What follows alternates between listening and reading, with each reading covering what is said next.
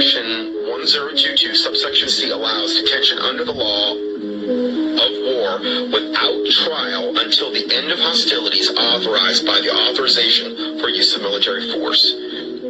So you can be held forever without receiving a trial until they determine that the hostilities are over. The National Emergency Centers Act, or H.R. 645, mandates the establishment of national emergency centers to be located on military installations for the purpose of providing temporary housing, medical, and humanitarian assistance to individuals and families dislocated due to emergency or major disaster, according to the bill. The legislation also states that camps will be used to provide centralized locations to improve the coordination of preparedness, response, and recovery efforts of the government, private, and nonprofit entities, and faith-based organizations.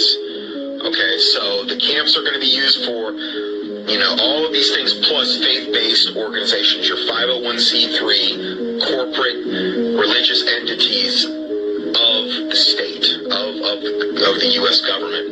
The bill also provides that camps can be used to meet other appropriate needs as determined by the Secretary of Homeland Security. What, like slaughterhouses? Or, guillotine factory? I mean, what are we talking about? What are these other appropriate needs? This is a carte blanche mandate that many fear could mean the forced detention of American citizens in the event of widespread rioting following a national emergency or total economic collapse. So the conclusion, what pastor could in good conscience participate in this heinous program? Well, I guess 100,000. That's supposedly the high-end estimate. Only a pastor who has turned their back on Jesus could ever be part of such a charity.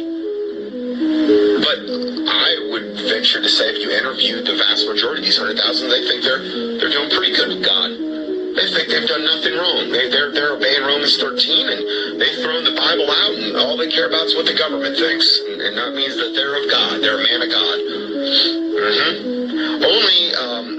So the pastors in America are being coerced to participate in this because, in part, when an emergency is declared, no pastor who does not have the FEMA-trained government badge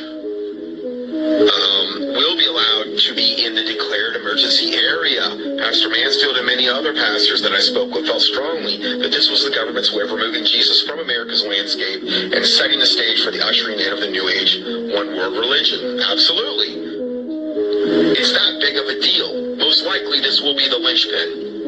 It is mind-boggling to fathom how so many reporters and media types deny the existence of FEMA camps under these circumstances. It is also disturbing that any pastor would agree to participate in a program in which Jesus and the Bible end up on the cutting room floor. The only viable way to preserve Christianity is for all Christians to leave their churches and form Bible home study groups. Okay, that's his opinion. Okay, obviously, if their church is a 501c3, if it's not yoked up with the government, I mean, that wouldn't be the case. But, I think that hopefully there are 501c3 pastors out there that are going to get their eyes open, that try to get out of the system. And I'm going to give you some resources on how to do that here coming up shortly. This goes on by saying, since I began investigating and this is Dave Hodges, this report's from him, since I began investigating how widespread the takeover of the church is by DHS and FEMA, I have been contemplating the potential wisdom of Alexander Solzhenitsyn, who made the following quote, where he said, quote, "We should have resisted the KGB at the front door. If the KGB thought that they might not go home that night, the Russian people might have had a different fate. And as a result of what the Russian people let happen to them, Stalin killed, I think, conservatively 50 million.